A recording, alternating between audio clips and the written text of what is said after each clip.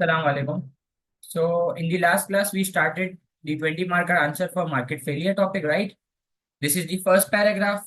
In this paragraph, we defined what was market failure, what was social cost, what was social benefit, what is MSC, and what is MSB.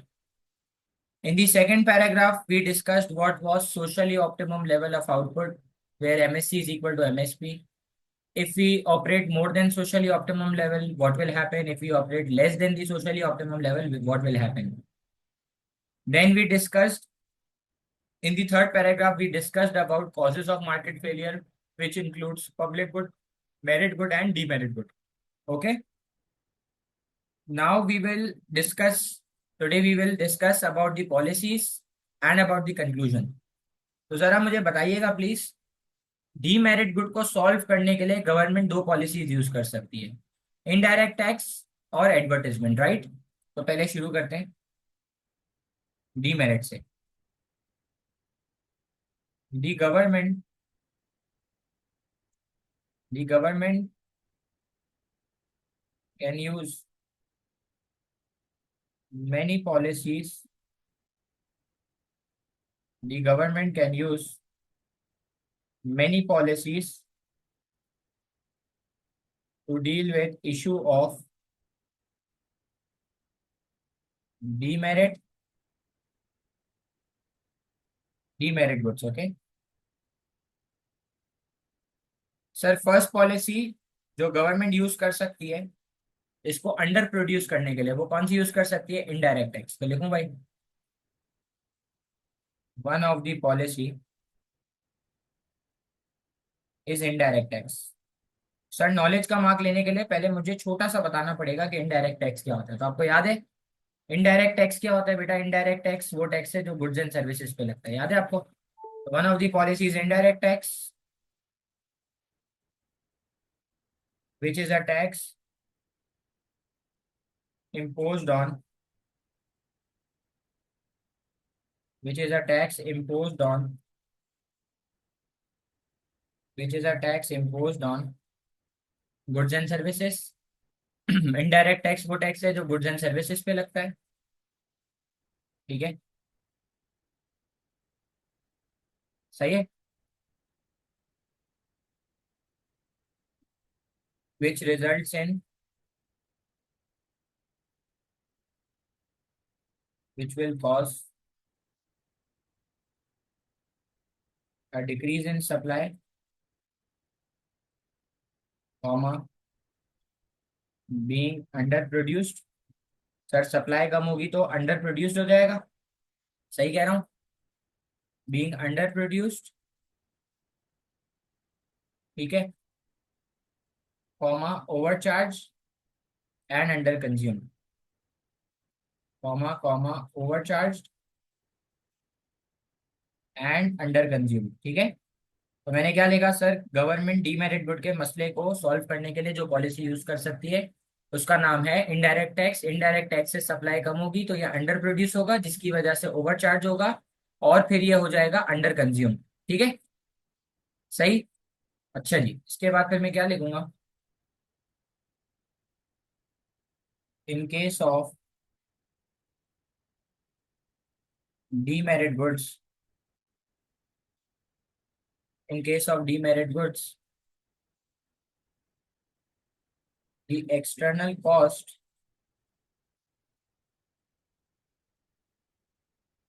Per unit must be equal to external cost of every unit,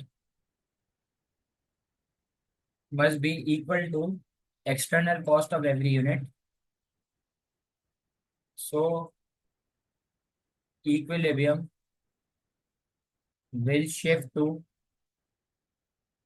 even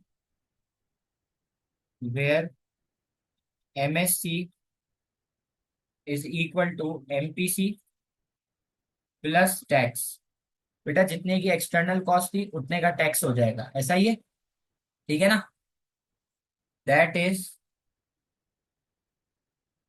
socially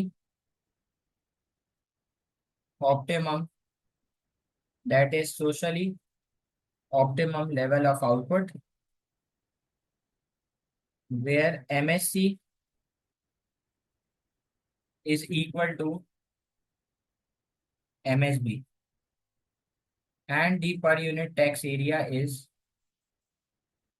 and the per unit tax area is A and E1। ठीक है, सही है। ठीक है, as shown in diagram number 4। Okay, ठीक है, पहली policy हो गई। Another policy another policy another policy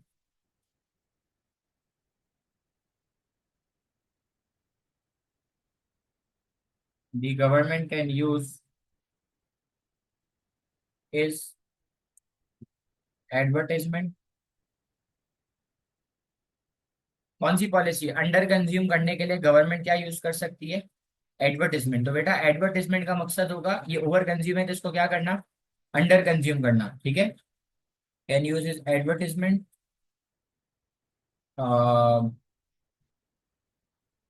by using combination of both informative by using combination of both informative and persuasive advertisement। सही है, that is creating awareness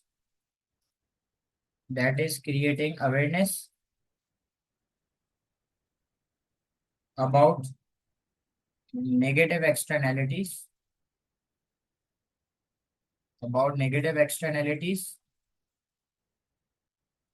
of demerit goods resulting in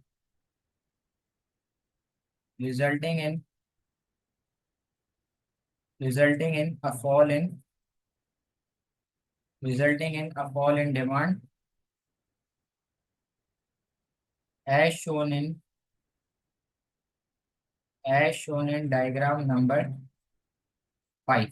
ठीक है, सही है। तो ये हो गई किसकी पॉलिसीज? ये हो गई डीमेरिट गुड्स की। अब मुझे अगर मेरिट गुड की लिखनी है तो अब मैं मेरिट गुड की लिखना शुरू करूं। अब देखो, अब आप डायग्राम बना लो फिर आप मेरिट गुड की लिखो, ये आपकी अपनी मर्जी है। ठीक है, तो अब मैं डायग्राम बना लूंगा फौरन। ठीक है, तो मैं डायग्राम क्या बनाऊंगा? सबसे पहले दो एक्सेस, ये MSC, ये MSB, ये इक्विलिब्रियम, ये प्राइस क्वांटिटी। ठीक है, तो आप देखिए डायग्राम फिर रिवाइज होगी। ये आ गया, ऊपर आ गया प्राइस और नीचे आ गया क्वांटिटी। सर ये हो गया MSB, और जो आपका MSB है वही आपका MPB भी है। MPB है क्योंकि एक्सटर्नल कॉस्ट जीरो है। और ये हो गया आपका MPC। अब हम लोग ऑपरेट कर रहे हैं इंडिविजुअल ऑप्टिमम लेवल पे, जहां पे MPC और MPB इक्वल है। तो इस पॉइंट पे वेलफेयर लॉस हो रहा है। अब इनडायरेक्ट टैक्स लगेगा तो सप्लाई कर्व लेफ्टवर्ड शिफ्ट मारेगा। तो अब ये हो जाएगा MSC is equal to MPC plus plus tax, क्योंकि जितने की एक्सटर्नल कॉस्ट थी उतना का टैक्स लग गया। तो अब बताओ, जहां पर MSC और MSB इक्वल होगा वो होगा सोशली ऑप्टिमम लेवल। तो वहां से आ जाएगी प्राइस और नीचे आ जाएगी क्वांटिटी। तो ये हो गई प्राइस P1 और ये हो गई क्वांटिटी Q1। ठीक कह रहा हूँ सर? ये हो गई प्राइस P1 और ये हो गई क्वांटिटी Q1 और ये हो गया न्यू इक्विलिब्रियम E1। अब बताओ, दो MSC और MPC का जो डिफरेंस होगा, वो क्या होगा? वो होगा पर यूनिट टैक्स। और पर यूनिट टैक्स का एरिया क्या है? ई से लेके ए तक। ठीक है, तो ये हो गई आपकी डायग्राम नंबर 4। ठीक है। अब मुझे एडवर्टाइजमेंट की डायग्राम बनानी है, तो मैं क्या करूंगा, मैं डिमांड कर्व को राइटवर्ड शिफ्ट दिखाऊंगा ना। तो अब मैं लेबलिंग कर लूँ। ऊपर आ जाएगा अगेन प्राइस, और नीचे आ जाएगा अगेन क्वांटिटी।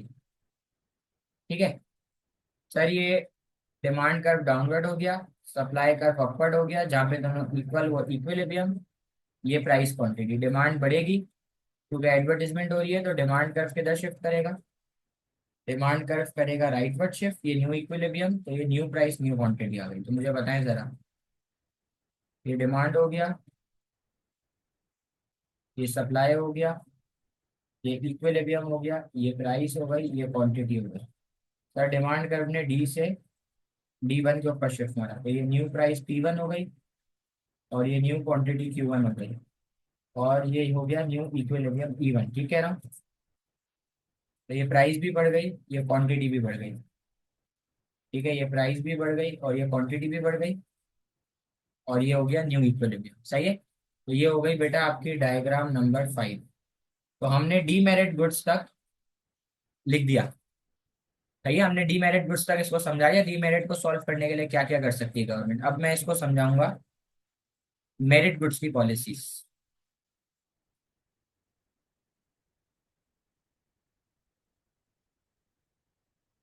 ओके, अब आप मुझे बताएं बेटा, कम ऑन आंसर भी on the chat box, merit goods के लिए आप क्या क्या पॉलिसीज यूज कर सकते हैं। What policies can you use for merit goods.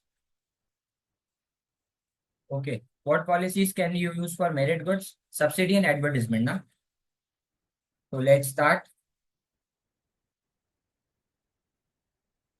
The government the government has many policies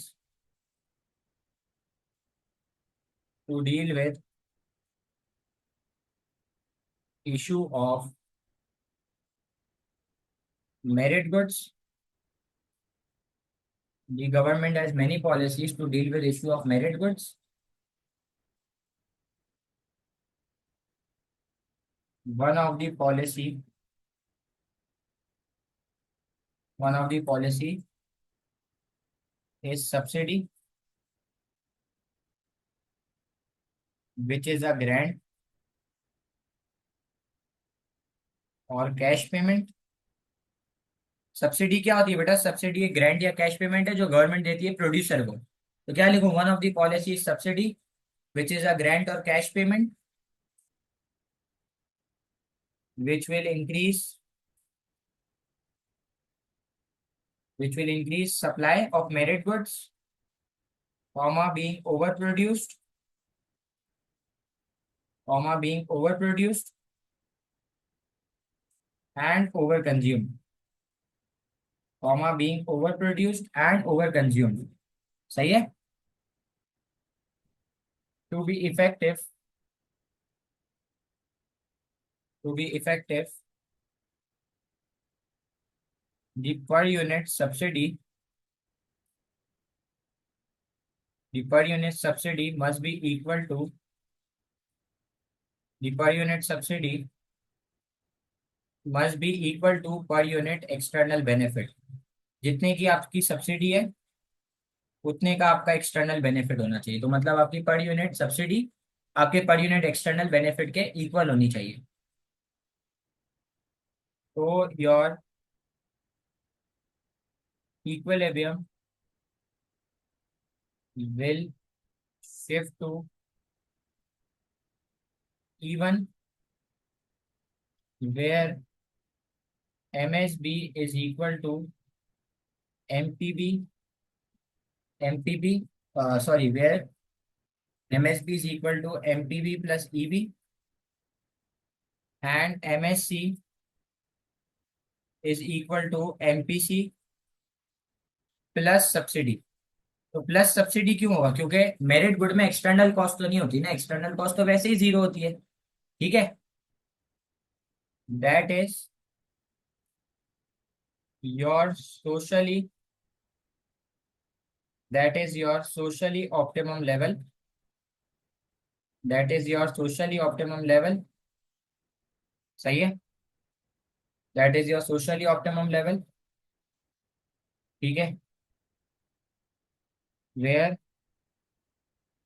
M S C is equal to M S B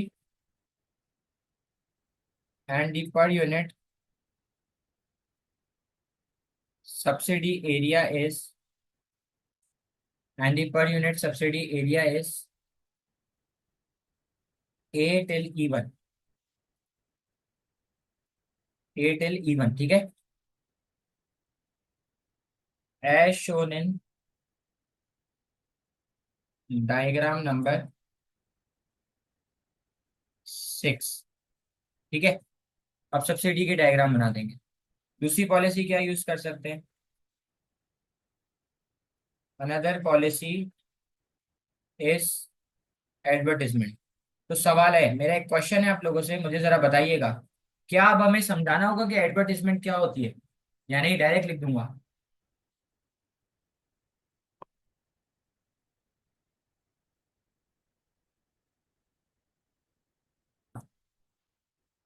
मैं advertisement को वापसी इसलिए समझाऊंगा नहीं क्योंकि मैं रेपिटेशन नहीं करूंगा, मैं ऊपर नॉलेज का मार्क ले चुका हूं, मैं डायरेक्ट इफेक्ट बताऊंगा। Another policy is advertisement through which there will be through which there will be awareness of through which there will be awareness of through which there will be awareness of positive externalities, मतलब benefit of merit goods resulting in resulting in increase in demand as shown in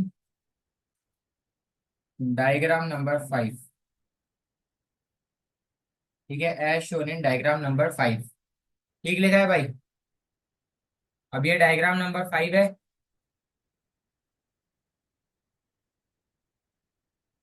अब देखें, ये जो left word shift है ना, ये represent कर रहा है कि डिमांड डिक्रीज हो रही है। और डिमांड डिक्रीज कौन से गुड में होगी, मेरिट या डीमेरिट? डिमांड कौन से गुड में डिक्रीज होगी बेटा, मेरिट गुड में या डीमेरिट गुड में? Demand will decrease in case of which good, merit या डीमेरिट? डीमेरिट ना। और मेरिट गुड में डिमांड बढ़ेगी, तो ये शो हो गया, एक ही डायग्राम में दोनों शो कर दिए।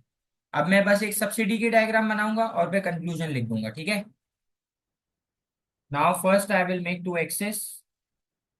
Okay, labeling is very important. This is the first and the last time I am drawing the diagram for merit goods. ठीक है, अब आप बताएं जरा। सर, ये जो डाउनवर्ड स्लोपिंग लाइन है, ये हो गई एमएसबी, ये हो गई एमएससी। जहाँ पे दोनों इक्वल है वो सोशली ऑप्टिमम लेवल है। सही कह रहा हूँ? ये हो गया एमएसबी और एमएसबी, और ये हो गया MSC is equal to MPC because there is no external cost. तो ये ई हो गया आपका सोशली ऑप्टिमम लेवल। ठीक है, ये हो गया सोशली ऑप्टिमम लेवल। अब मेरिट गुड अंडर कंज्यूम है, इसकी डिमांड कम है, तो ये वाली जो लाइन हो गई ये हो गई एमपीबी। तो a point where MPB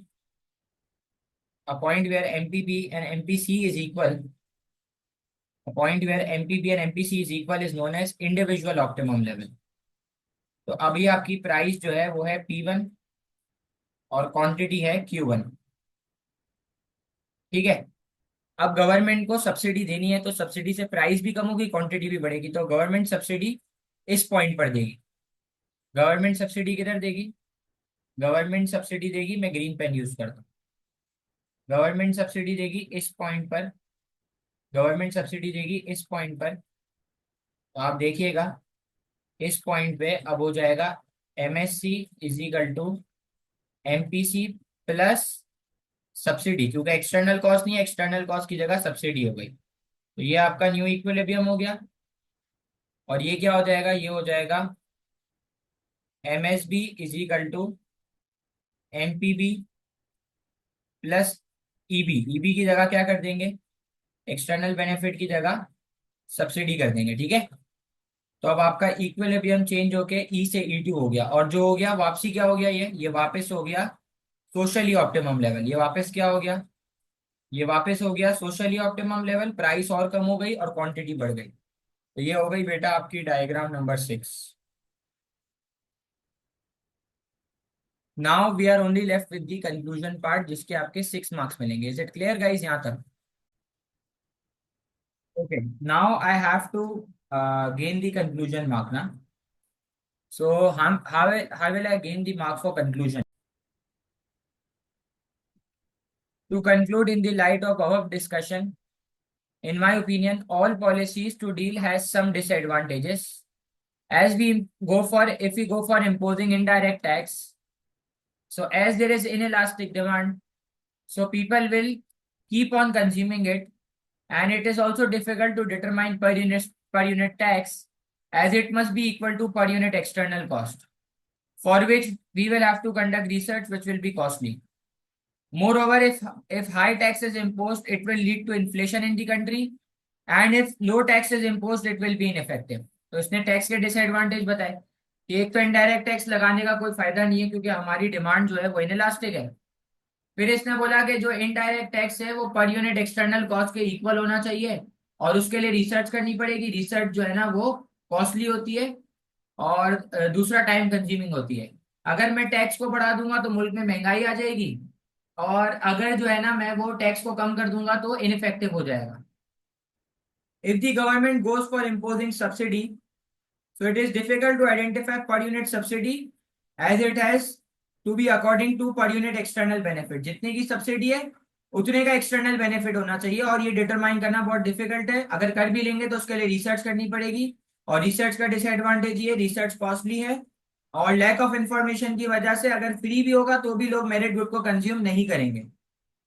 अगर गवर्नमेंट एडवर्टीजमेंट के लिए जाती है, चाहे मेरिट गुड हो चाहे डीमेरिट गुड हो, उसके 3 डिसएडवांटेज हैं कि एक तो कॉस्टली होगा, दूसरा टाइम कंज्यूमिंग होगा, और इसका इफेक्ट लॉन्ग टर्म में आएगा, और इसकी अपॉर्चुनिटी कॉस्ट है कि ये पैसा कहीं और खर्च करा जा सकता है। फिर आप एंड में टैगलाइन दोगे, to conclude market failure is an issue which can not be eradicated और remove, but it could be reduce to some extent. Market failure एक ऐसा मसला है जो खत्म नहीं हो सकता, रिड्यूस हो सकता है, और रिड्यूस करने के लिए गवर्नमेंट अपनी पॉलिसीज यूज करेगी। ठीक है, so this ends our market failure chapter. We have done the 20 marker question. You guys need to learn this answer, because इसके अलावा और कोई क्वेश्चन नहीं आ सकता बेटा। ये कंक्लूजन थोड़ी सी स्किम हो जाएगी। कैसे? मैं लिख दूंगा कि अगर मैं इनडायरेक्ट टैक्स लगा रहा हूं तो इनडायरेक्ट टैक्स और एक्सटर्नल कॉस्ट दोनों इक्वल होना चाहिए। अगर सब्सिडी लगा रहा हूं तो सब्सिडी और एक्सटर्नल बेनिफिट इक्वल होना चाहिए, और इन दोनों को पता करने के लिए रिसर्च करनी पड़ेगी। Research is costly, time consuming and inaccurate. खत्म। अगर हम एडवर्टीजमेंट के लिए जाते हैं तो एडवर्टीजमेंट कॉस्टली है, इनएक्यूरेट है, और उसका इफेक्ट लॉन्ग टर्म में आएगा। और फिर एंड में आप ये लाइन लिख दोगे, ठीक है। Okay, right. Okay guys, is this chapter clear to you now? Any problem?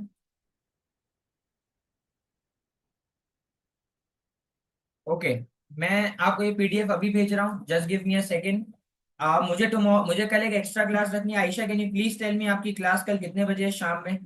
तो मैं अपनी क्लास लगाना चाह रहा हूँ एक्स्ट्रा, कल मैं एक एक्स्ट्रा क्लास लगाना चाह रहा हूँ। कल वेडनेसडे है, हमारी रेगुलर क्लास नहीं होती। I want to keep an extra class. मुझे अपने प्लीज दूसरे ट्यूशन का टाइम बताओ जल्दी से।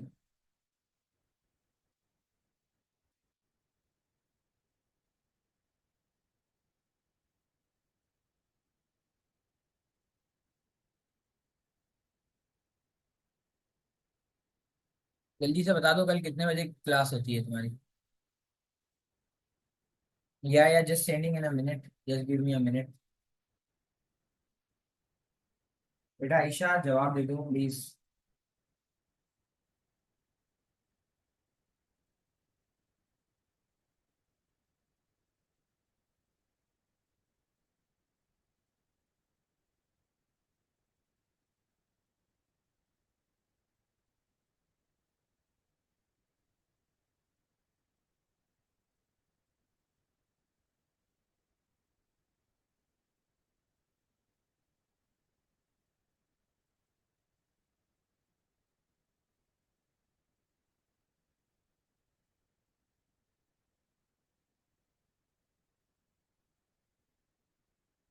1 2 3, अरे आपकी नहीं पूछ रहा। आपकी तो 1 2 3 यूसुफ की होगी ना। A2 की ऑनलाइन, टाइटन कॉलेज वालों के साथ। फिजिकल ऑनलाइन दोनों साथ होंगी ना। सही कह रहा हूँ ना। 4 to 7, ओके। तो मैं क्लास ले लेता हूँ कल आप लोगों की 7:30 to 9। ठीक है। 7 p.m. आप फ्री हो इमामा?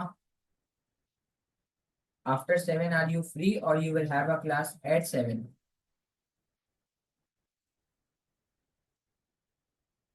आफ्टर 7:30 लेट एंड होती है हमारी। हाँ, आफ्टर 7:30 रखूंगा।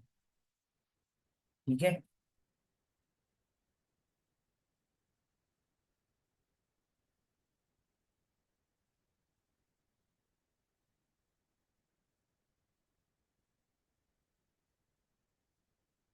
ओके, बस मैं आपको ये भेज रहा हूँ, कल इंशाल्लाह नया चैप्टर लेबर मार्केट शुरू करेंगे।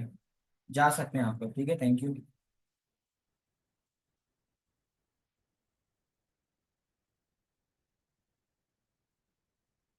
मामा, tell me your class timings please.